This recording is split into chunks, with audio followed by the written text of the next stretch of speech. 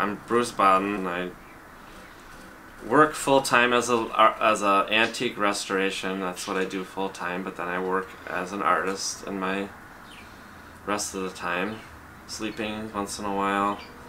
And I do acrylics, I do marquetry, which I failed at recently, but I've given it another shot.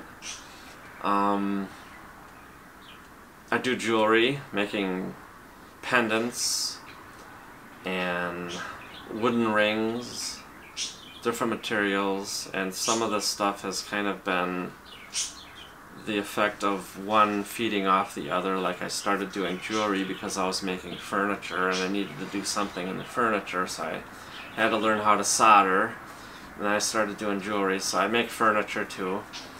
And kind of I guess all my avenues of art are kind of interrelated, where there seems to be a simplicity to them, where it's geometric, and you know, like my marquetry is definitely different than my paintings because it's different color scheme, but they're still, you can tell that they're the same person. I have just a couple questions, Okay. and they're pretty basic about you, about your art. Right. And then because my project is around like how artists make money. Okay. I just You're asking the wrong guy. some questions. Oh man. Yeah. Well, I feel like I'm asking the right guy. Okay. Because you make beautiful art, and so the question is like, how does an artist make money? Right. And my hope is that I can share our interview with the internet. Sure. I want to put on YouTube. Right. And that there's an artist maybe in Madison, right? Going to school, Right. putting their stuff together, and they're like, I won't be too pessimistic then.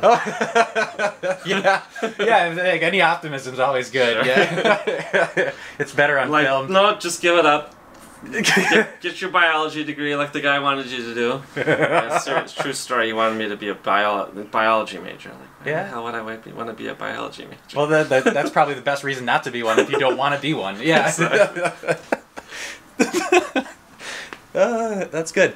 So yeah, optimism is probably better than pessimism. Yeah. Sure. Well, that gets us Unless going. I'm bringing up something bad to point to a better future or something. Yeah, or like the things that you learn. You know, Right. it's like sharing with people who haven't done it before, Right. or who are doing it now, and maybe you have some wisdom to share with them that Right. you don't even realize is wisdom. Right. It's just and like experience. I've learned a lot since school because, well, maybe I shouldn't talk too much. No, go. Yeah, tell me about it. But in school, I mean, the end of senior semester, like everybody else is doing job interviews. I was like, I don't know what am I gonna do? Yeah. You know, and but I didn't even know there was such a thing as an art fair. Oh wow. They didn't tell you anything about how to make a living as an artist. The art school didn't. The art school. Okay. In school, they didn't. I mean, the ceramics teacher said he knew somebody that does art shows in like the St. Louis area, and he was making $75,000 a year. Other than that statement, I was never told there was art shows in Wisconsin and locally. I didn't know. I thought you had to go to San Francisco or London to go to an art show. I didn't know. And it turns out they're like everywhere. Yeah. Yeah. So You'd think that was something that was missing in school? Yeah. And I may have phrased that question wrong. Do you think that was missing from school? It sounds like it was, yeah. If I had known that from school, I probably would have, maybe because I grew up in a small town that didn't have such things. Yeah. Where it was a foreign thing to me. Sorry, I got fruit flies. You got them. But as far as art shows, I feel like I've been down that route, and that was a route that I didn't even know was possible. Huh. So, I mean, that's optimism there, where, I mean, it's something that I didn't know there was. Suddenly, that's an open door. Yeah. That people, and I was doing it for years, you know. I did one year I did 16 shows a year for my records. That's the most I ever did. Wow. But, and that's, we're in Wisconsin, so that's in the summer and spring and fall, or do you do it during the winter too? there was a few in the winter too. Okay. Indoors, I hope? Yeah. Yeah. But then there's the pessimistic view of the outdoor art shows. Oh, tell me about it. I did an art show in Madison, an art fair off the square. Yeah, I heard that's a big one, right? And it has been my best. Of all the shows I've ever done, that was my best one. Every year I did it. But one year I set up the booth on a Friday, and I stayed overnight. You know, I slept in my van or whatever I had in the parking ramp or whatever. Mm-hmm. Set up my booth Friday night, put the walls up, you know, and it's on the street, so you can't wait. You can't stake, you know, pound stakes in, so it's just weighted with concrete weights. And I wake up Saturday morning, go to my booth. It had rain, windstorm came through, and the whole thing was collapsing in the wet ground. Oh, with your artwork in it? With my art, everything in it, and oh man, it was a complete total loss of a tent. But I was able to. I had my walls, so I put the walls, fashioned them back into a U like I had, and then I had the canopy. And I was able to fashion it so the canopy, and I had to duct tape broken pieces of the tent and stuff, so it had a peak in the middle, and set it all up and did my show. And I had people that didn't even realize that I didn't have a tent. It was because you had the walls. There. I had the walls and the roof, so people. And when that was like one of the last years I did shows, when I stopped doing shows for a while. And I took a picture of it with my camera. And then when I first started doing shows 3 years ago, I had to apply for the Green Lake show. And they require a booth fee, a booth setup slide. That was my most recent picture. Yeah. So I sent so it was a picture of my walls with the tent above, you know, just the remainder of the tent. And that was my booth photo that I sent with the Green Lake. Well, that's cool. Did you get into that? Yeah, one? I got into it. So it wasn't that bad. Yeah, that's so cool. Like, it still worked as a photo, but it's kind of really good thing to walk up to in the morning when you're hoping your art is still there. Yeah. I only broke maybe a couple pieces of glass. Some of the frames got scratched. And, you know, some of the mats were, you know, beyond repair, but I was able to salvage most of everything, so. Well, that's good. Just not for that show. And they didn't really teach you that in art school? No. No, not at all. So where'd you go to school? Oshkosh. Well, I went to 2 years at the UWWC, which was Washington County, kind of like the Midway one. UW Fox Valley. Yeah. But the one in West Bend. Okay. So I lived at home, did 2 years there, and then transferred to Oshkosh. I was just going to say, I did a couple years at UW Fox Valley and transferred to Milwaukee. Okay. Yeah, so it's we have a similar college experience like that. And I did 3 years at Oshkosh because I didn't get enough classes in over the 4-year span, so I had to do another year. I don't know why. It took me 8 years to get my degree. Okay. not that we're competing, I guess. But I hear you. I all that's to say, I hear you. And sometimes it's not like a linear path. Like you do this, then you do that, then you do the next thing. Right. So you're an artist now. When you went to school, did you go to school for art? I was an art major, fine arts major in drawing and applied design, which was doing furniture. Okay. So I figured if I at least pursue that a little bit, and I had some woodworking classes in high school too, which I liked. I made that desk in high school. That's great. But so I figured if I get into woodworking, at least then it'd be something that, aside from art, I could have a job doing something like that later. And I've seen some of your woodwork. Right. Your woodwork is art too. Sure. You do a lot of inlays and marquetry. Right. I know the one over your shoulder isn't necessarily marquetry. What do you call it? Folketry. Folketry. I had to get that recorded. Could you explain what that is? It was a painting. I had done a marquetry one originally out of all wood veneers, and I glued it down. And I wasn't patient, and I didn't let the glue dry enough, and I used a water-based finish, and it made the wood blister up. And I tried to salvage it, but after 3 or 4 failed attempts, I just decided to trash that one. And I liked the idea of the picture in general, because I had the idea for the frame. I had the board. I wanted to make something just really elaborate with the frame, so I didn't want to just start over on another marquetry because I had just done one and I didn't want to do another one. Yeah, and the one that you did was the one that didn't really work out. Yeah, it didn't work out. So yeah. I basically ran that in half, cut it in half on the table saw. So that's one way to get rid of it. There was no wasting my time on it anymore. Yeah. And I wanted to do the image yet, so I'm like, well, I have it, and I happen to have a canvas that was just the right proportion. So I did a painting that looks like marquetry, and I called it Folketry. And then I made the border, and I was able to get my woodworking fix in with the frame and the border, and so it turned out better than even what I thought it was gonna do, and it was something new too. So that was kind of exciting. You went to school for art, and you took some woodworking. Why art? I've been asking people left and right, and sometimes it comes out like, "Why do you art?" Right. Right. Well, like why is that? It's what I always did. I wasn't a talker when I was a kid. I couldn't put two sentences together without getting all nervous, and I hated speech class and that kind of thing. But I was always doing the little putsy stuff with making clay and coloring books and stuff.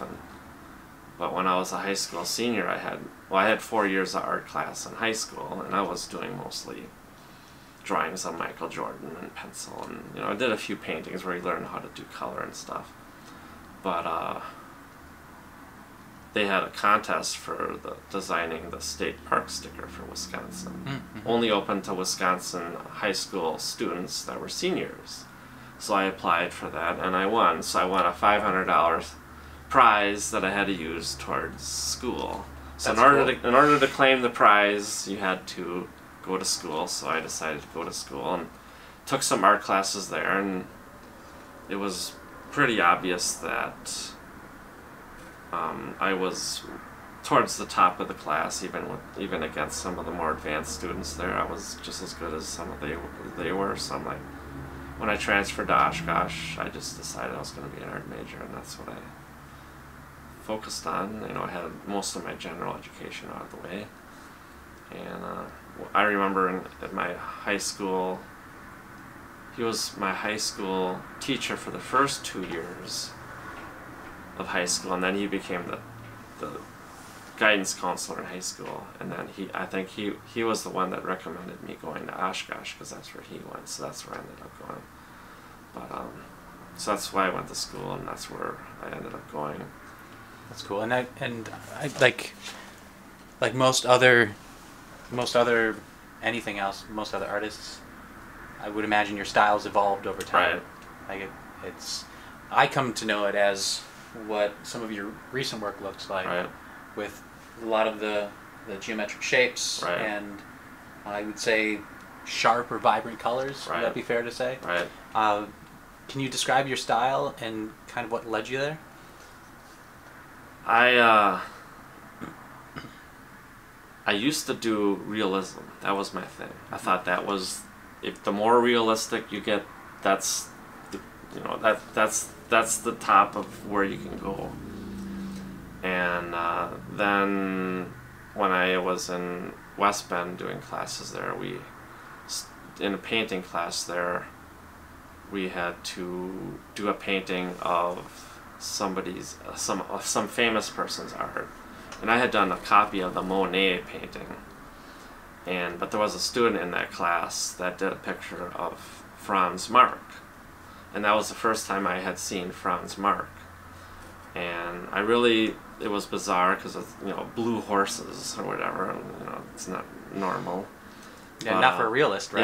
Yeah, not for somebody that's doing realism. But I was kind of getting into the color thing, and I had some classes at Oshkosh where we had to do like a color design theory, where it's just shapes, and I did like a purple and a yellow together with the complementary, and then when I transferred to Oshkosh, I started looking into Franz Marc, but this is like my first oil pastel in color at Oshkosh, and I was still doing realism, but the color's there.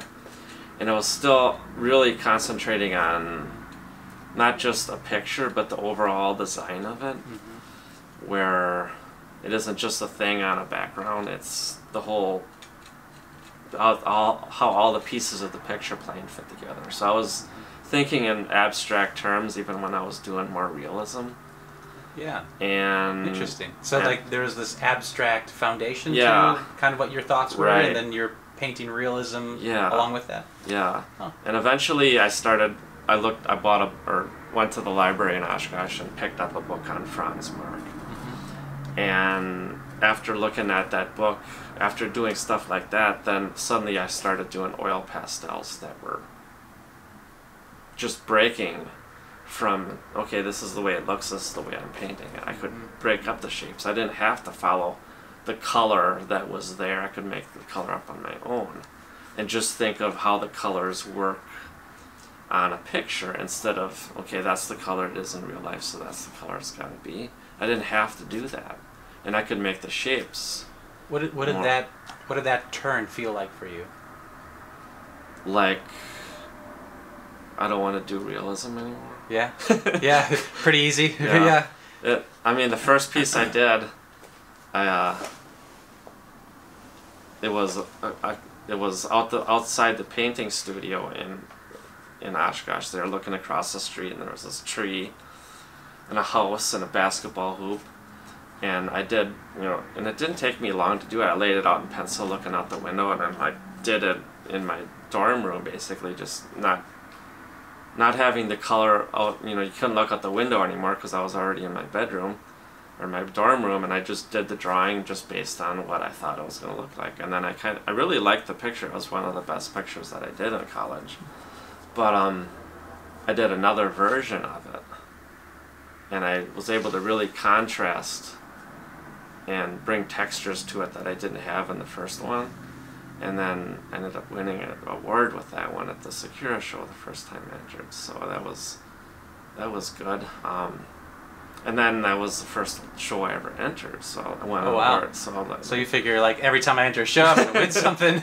but it was encouragement, I guess. Yeah, yeah. But so after breaking away from realism, I really never went back, where I didn't have to paint realistic anymore. And what do you call your style? How? Sometimes I called it, well, people would ask me that at art shows, and I called it geometric simplification. Mm-hmm. And I started calling it claritism, because I think it's just clarity that is important to me on a personal level too, where I need things to be clear. And I think my art kind of is what I understand, I guess. So it has to be painted in a way that I understand.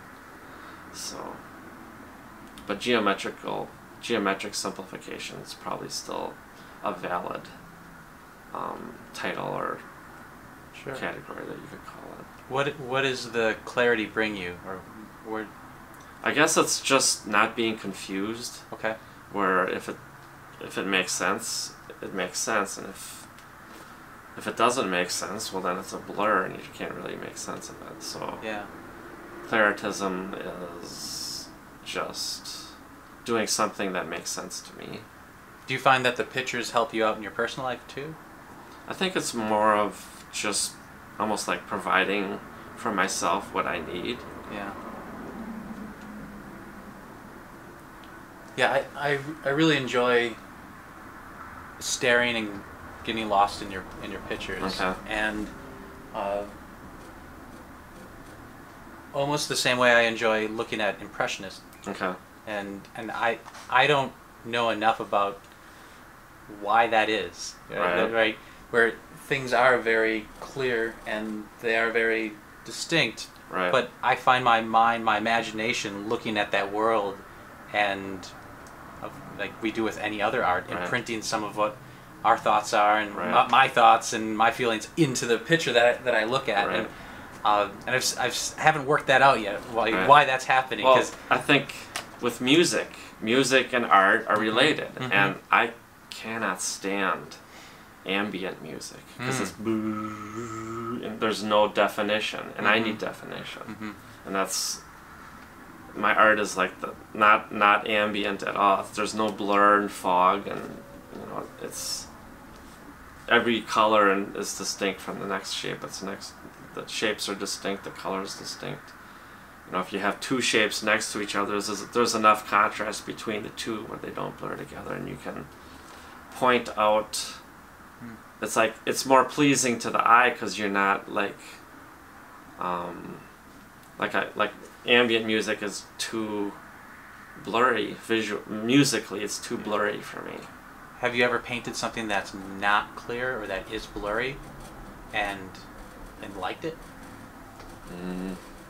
That's not something I've tried lately, because my style is just kind of set. I mean, within a shape. Yeah. If I have a shape that is distinct from the shapes around it, I can kind of do textures and things in there. But even then, I like to have it so that the dabs of color within that shape are distinct from each other too. Where it's if there isn't enough contrast, then it gets too blurry for me, and then I feel like I have to make it colors in it, like more lights and darks or whatever. There's not really an example, but we started talking about, like, when we first started talking, we were talking about pessimism and optimism in a way. Right. I get optimism from your paintings, and in particular, it are these skies that are these blue streaks that you have over your shoulder up there a little bit, and some other ones that are on the North for Now website. And I look at those blue streaks, and I feel optimism. Sure. Is that normal? Do people say that to you? Did you intend that? Well, I don't do pictures of dreary. I don't do snowscapes or night scenes for the most part, unless. I mean, I don't like cold weather. I don't like winters, so I do sunny day pictures. Yeah. And maybe that's what leads to optimism, just because I'm not doing rainy day pictures and. Right, it's sunny. Yeah. Like everyone's happy, the birds are chirping, right? Yeah. Yeah, so it kind of leads it to be optimistic. So some of my questions that I have are around money, making money as an artist. Right. And as I've told other folks that I've interviewed, if I touch on something you don't want to talk about, just say pass. Sure. And we'll just pass. Right. Because money is something that is not a normal conversation with people. And my goal is to help artists make more money. Right. So these interviews, hopefully I'm trying to find wisdom in artists who sell their art to share with other artists who sell their art. You mentioned that you make money selling in shows and art fairs. Is that the only way, or do you make money in other ways with your art?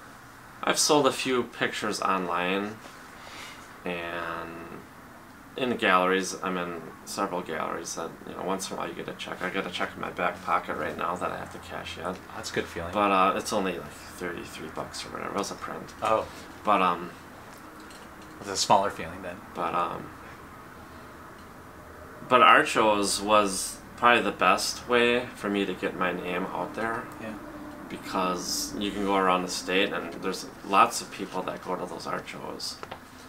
Crowds come to some of those, and 30,000 people walk through the Madison show or whatever on a weekend. I mean, I could be just making up numbers, but a lot of people. Yeah. I would say measured in the thousands. Yeah. I think that's fair. I mean, there's a ton of people. So why did you go from 16 a year down to what you're doing now? I couldn't afford the entry fees for a while because I was going through, what year was that, like 2007, when the economy kind of tanked. Oh, yeah. I mean, everybody was struggling, and I was living off credit cards, and I couldn't. Basically, I didn't even have an option to borrow any more money. Yeah. And in order to pay for art booths, you have to pay for them up front before the shows. You have to spend the money in the hope that you make it back later. And that's the thing, is that it's not a $50 entry fee. Right. Some of these are $250, $300. Yeah, and sometimes more. Some of the cheaper ones are like 100, 120 or whatever. Yeah. But still, you've got to spend 120 to bring your tent, if it hasn't blown away, to set it up, right? And then you, like you said, you hope that something sells that weekend. And if you sell one, then hopefully that makes up for it, right? Right. Yeah. I'm only doing. I only did 1 last year and 2 this year. Well, actually 3 this year because I got another little one.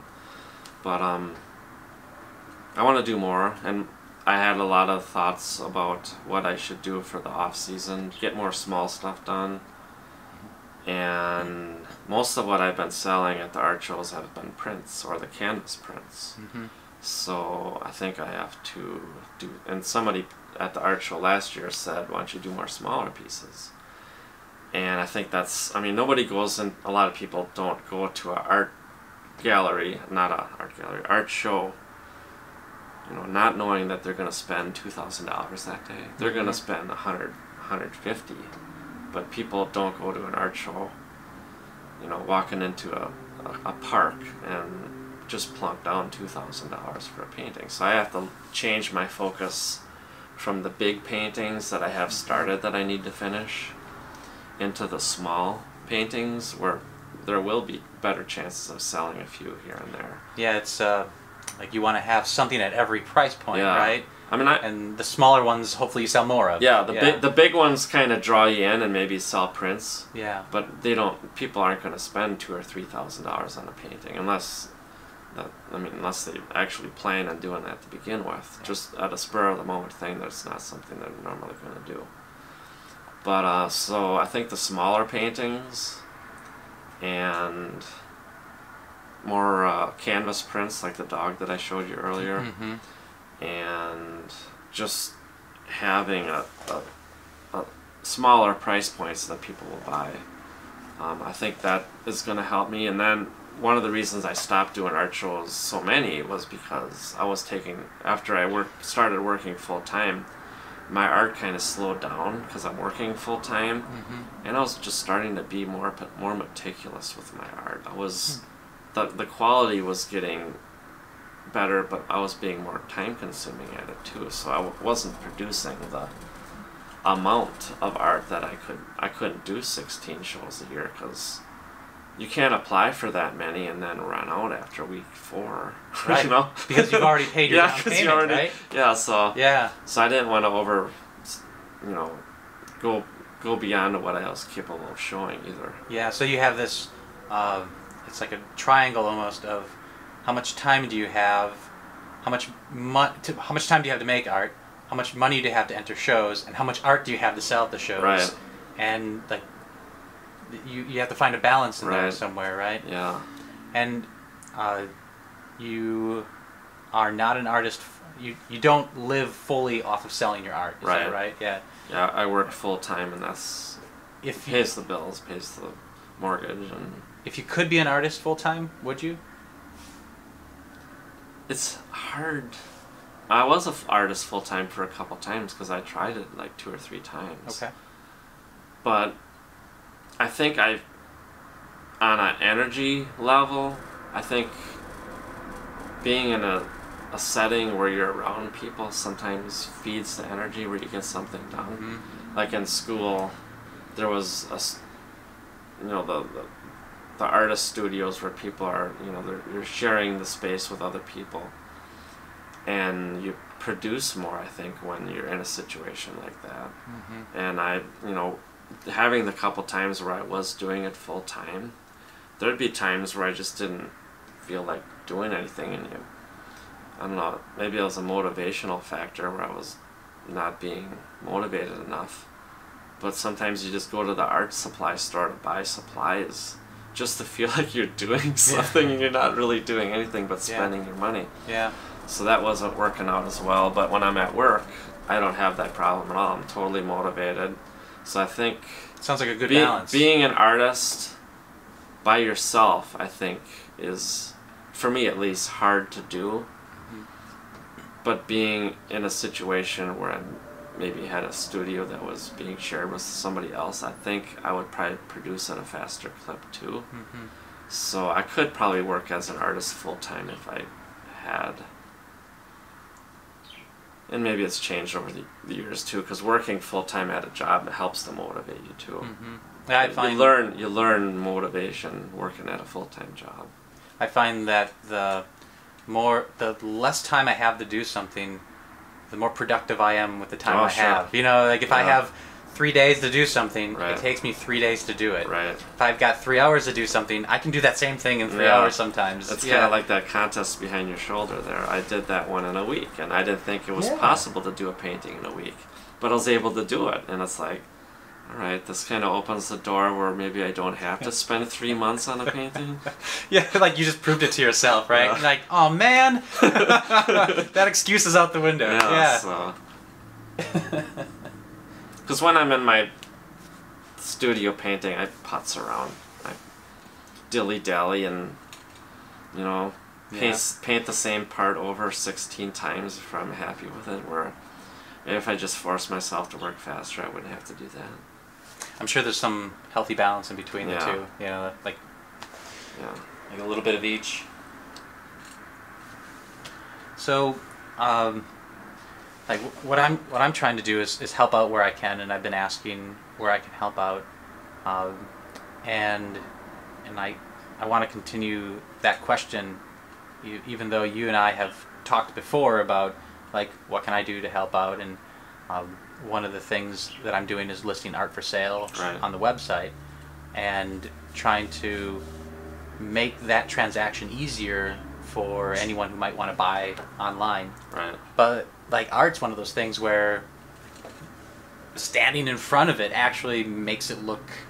When you stand in front of it, it has a different vibe than it is when it's on the internet. Right. You can see the scale and the colors are more true. And yeah, and there's presence. Like it's just you can stare at it and it smacks you in the face sometimes that you don't get when you're online because you don't know. You know, you don't see the size. You don't see all of that. What more could I do to help artists out make more money?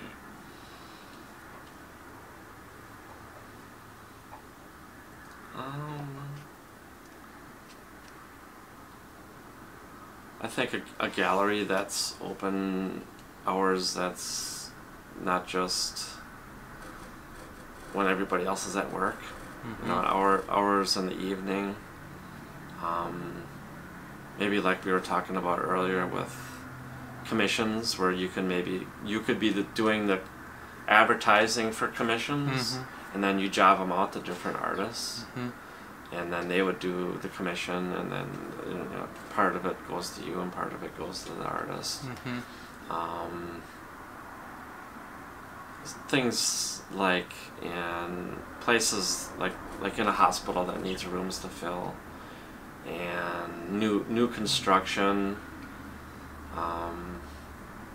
And a lot of that is helping sell art or sell the commissions,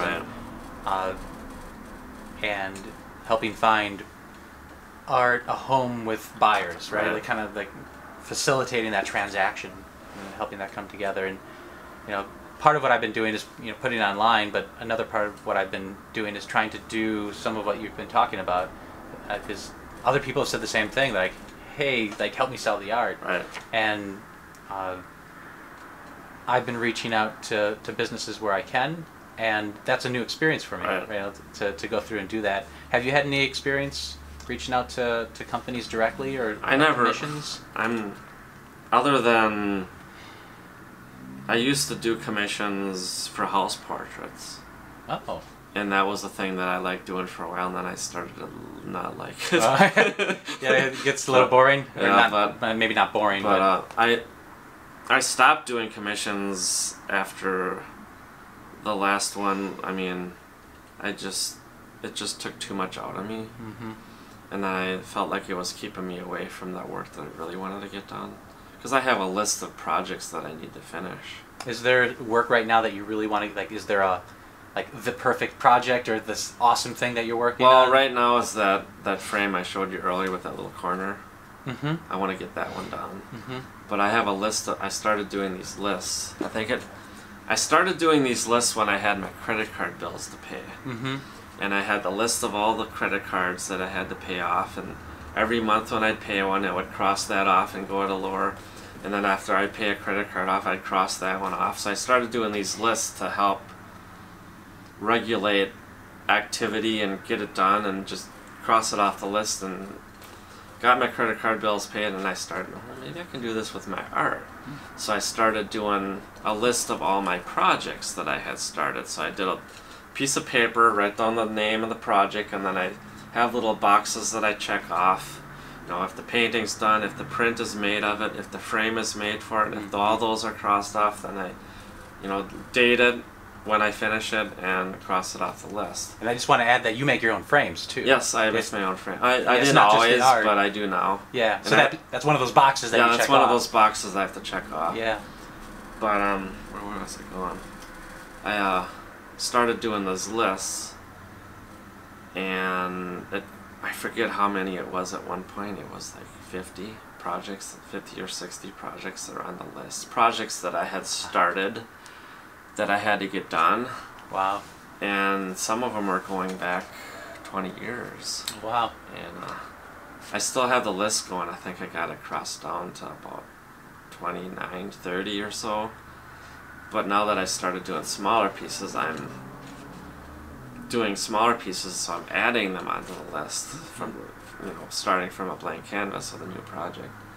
But they're not taking as long, and now I'm starting getting those done at a faster clip. So, but I guess right now I'd have to look at the list if there's any particular piece that I need to get done. But I think probably my newer work, because I need to keep fresh. I mean, I have paintings that I started years ago that my style hasn't changed that much, and if I do it, it's going to be my still current, because I'd still be doing it now. But some of those pictures, like the one at the bridge over there, I started when I was still living in my apartment. That was like the first canvas I ever stretched. Oh, wow. When I started doing paintings. And it's not a small one. Yeah, it's not. It's No. 6 feet long and by 2.5. 27 or 27 inches or something. Yeah.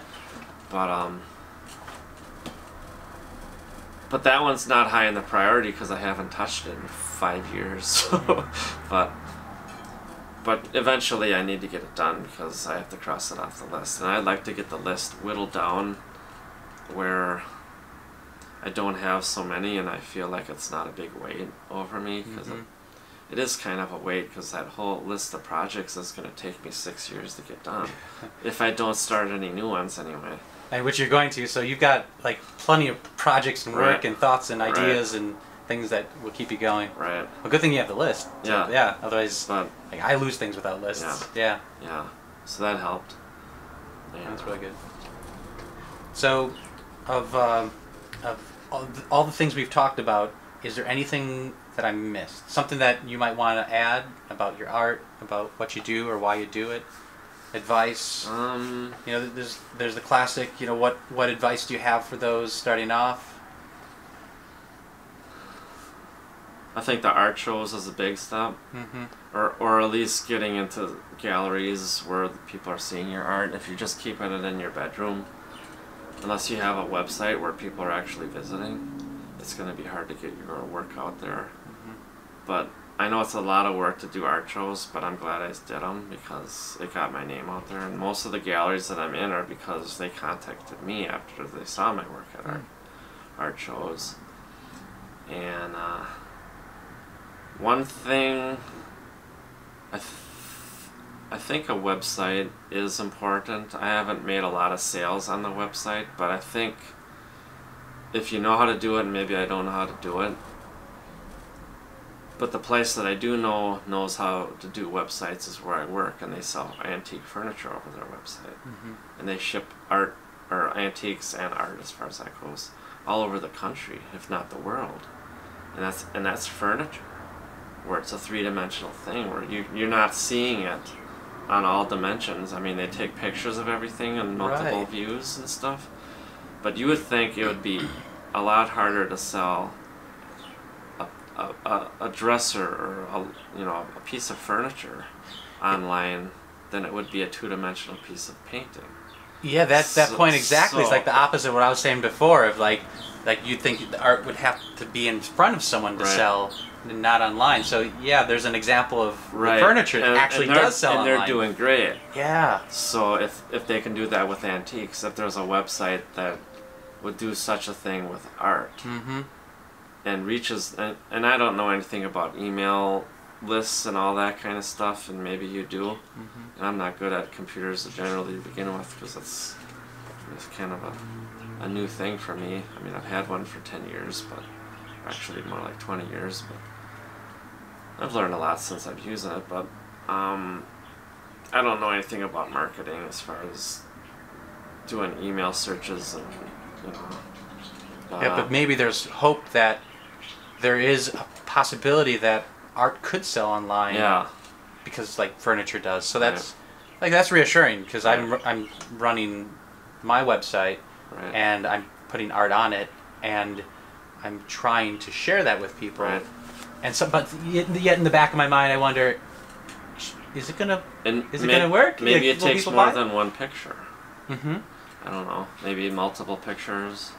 Yeah. From the back of the painting, maybe people need to see exactly what they're getting. You know, they can kind of visualize it, and maybe scale is a you know. Maybe scale throws people off, because you have pictures on the website of some paintings that are 6 feet long and some paintings that are 8 inches long, and there are one right next to each other, and you can't. How do you know? You can't visualize that. Yeah, especially with your paintings. Yeah. Because some of your paintings are a good size, like 3 feet by 4 feet, right? And you compare those to some that are a foot by 8 inches. And I don't know how to do that online unless you would have a picture on above a couch or something. Yeah. So. Well, that's a great idea. Can I steal that idea? Yeah. I think I'm gonna steal that idea. Anything else you want to add? No. Cool. Well, thank you. Yeah. Well, thank you.